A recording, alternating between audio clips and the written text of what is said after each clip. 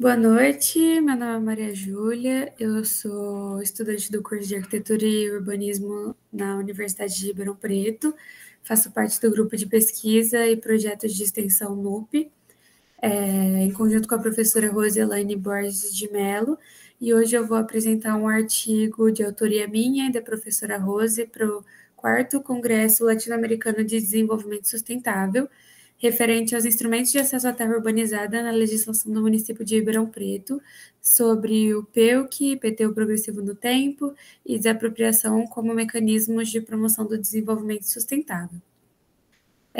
Como objetivos, a gente buscou estudar como os instrumentos de acesso à terra urbanizada, tributários e financeiros, como o IPTU progressivo no tempo, e os jurídicos e políticos, como o PEUC e a desapropriação mediante pagamento em títulos e dívida pública, foram abordados na legislação do município de Ribeirão Preto, São Paulo. A metodologia foi dividida em 3 etapas, de primeiro, levantamento de dados, segundo, análise desses dados, e terceiro, a sistematização desses dados, que consiste no cruzamento de todos esses dados que foram levantados e analisados para a melhor compreensão da temática, a partir de 2 fontes. A primeira fonte, né, foi a partir da investigação acerca das ações do poder público enquanto agente regulador do espaço urbano, a partir da análise dos instrumentos da política urbana previstos tanto em legislação federal quanto em legislação municipal, com enfoque para a Constituição Federal de 1988, para o Estatuto da Cidade, enquanto legislações federais, e para o Plano Diretor do município de Ribeirão Preto e a Lei de Parcelamentos e Ocupação do Solo do município de Ribeirão Preto, enquanto legislações municipais. E, enquanto fontes secundárias, tiramos como base a literatura específica, especialmente a partir de a partir de temas como vazios urbanos, perdão. Além de temas como direito urbanístico, política, planejamento e gestão urbana e efetividade dos instrumentos urbanísticos, nos referenciando em autores nacionais e internacionais também. Então, aqui a gente tem alguns nomes, né, de autores que a gente usou como referência. Em relação aos resultados, a gente achou muito importante trazer esse mapa de zonas especiais de interesse social, né, que é um dos únicos instrumentos urbanísticos que foi espacializado e regulamentado pelo município de Ribeirão Preto.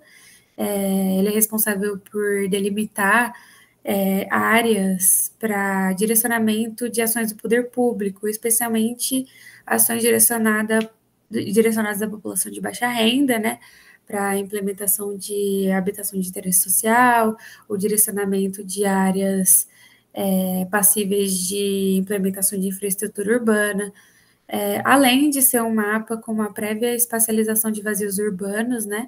Essa delimitação em amarelo, que são as EIS 1, são áreas com mais de 10 mil metros quadrados e uma ocupação inferior a 5%, então são grandes áreas com uma baixa ocupação. As delimitações em azul são assentamentos informais passíveis de regularização e que podem servem como direcionamento para implementação de infraestrutura urbana, enfim. O que a gente quis destacar com esse mapa, apesar de ele ser um dos poucos e únicos instrumentos que foi regulamentado e espacializado pelo município de Ribeirão Preto, é que ele apresenta uma contradição assim, em relação à situação real do município de Ribeirão Preto. Por exemplo, em relação aos assentamentos informais, o município de Ribeirão Preto ele apresenta um número muito maior de assentamentos informais e ocupações irregulares que não são delimitadas pelo mapa das EIs, né? Além de que são delimitações para direcionamento de políticas públicas, especialmente voltadas para a população de baixa renda, que se a gente observar esses mapas,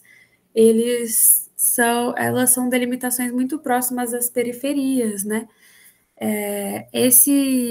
Essa mancha em azul é o perímetro urbano e essa mancha em roxo, ela é a zona de expansão urbana.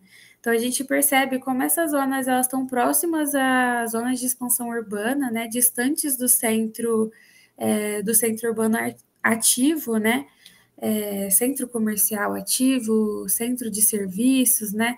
Onde grande parte da população, especialmente a população de baixa renda, ela se direciona para suas atividades cotidianas, de trabalho ou outras atividades do dia a dia. Então, a gente destaca a importância das leis mais internas ao perímetro urbano, né? Em relação à legislação, a gente traz no artigo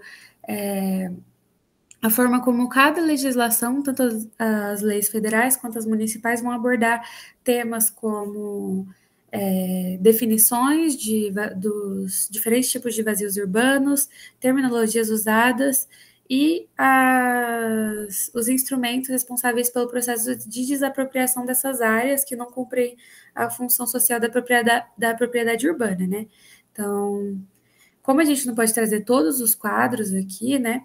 A gente decidiu trazer um recorte que é em relação ao PEUC, e a gente pode observar que a Constituição ela vai citar a exigência do adequado aproveitamento do solo urbano sob as penas sucessivas desses três instrumentos, né? O PEUC, o IPTU progressivo no tempo e a desapropriação, e o PEUC como a primeira pena. O Estatuto da Cidade ele vai trazer a questão de direcionamento de condições, prazos e áreas para a legislação municipal, né, especificamente o plano diretor.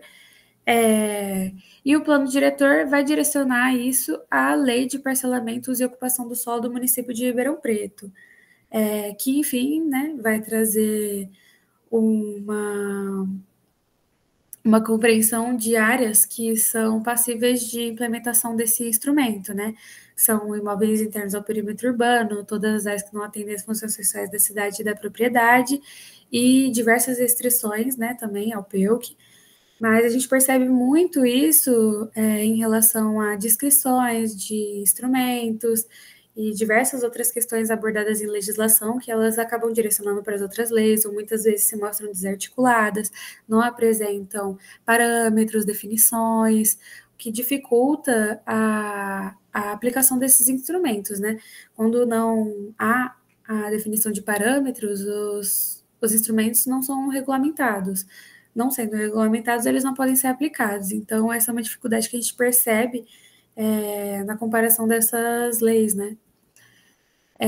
Além disso, a lei de parcelamentos e ocupação do solo, ela apresenta uma tabela que foi indicada no artigo de imóveis excluídos da aplicação do PEUC. E aí tem uma lista de imóveis, o que dificulta ainda mais a aplicação do PEUC por diversos casos não abrangerem a possibilidade de implementação desse instrumento, né? Além de essa lei oferecer uma série de restrições relativas à urbanificação e ao uso residencial, além disso, ela exige um plano de ação regional para que esse instrumento possa ser aplicado. Esse plano de ação regional ele ainda não existe, né? E, além disso, ele traz o artigo 157, que, além de exigir o plano de ação regional para aplicação do PEUC, ele altera parâmetros de metragem que até então consistiam em áreas até 2.000 metros quadrados, impossibilitando a aplicação para áreas menores do que 5.000 metros quadrados. Então, diminui essas áreas de aplicação do PEUC, né, áreas você precisa de áreas ainda maiores para a possibilidade de aplicação do PEUC, então um aumento dessas restrições, né? Então a gente acaba percebendo, né, que a gente está à frente de uma política urbana desarticulada, uma literatura meramente declaratória, documentos legais desprovidos de regulamentação, brechas na lei pela ausência de parâmetros bem definidos, contradições frente às intenções literais propostas pela política urbana de usufruto da função social da propriedade, né, de dever do devido aproveitamento da função social da propriedade urbana, né, e do acesso à terra urbanizada. Não existe a possibilidade de usufruto da maior parte dos instrumentos. Além disso, Para concluir, né, o município inclui os instrumentos de política urbana responsáveis pela garantia do cumprimento da função social da propriedade urbana e da cidade. No entanto, observa-se a falta de sincronismo entre parâmetros e critérios para implementação e monitoramento, né? Então, essas foram nossas considerações. Eu queria agradecer, muito obrigada e boa noite.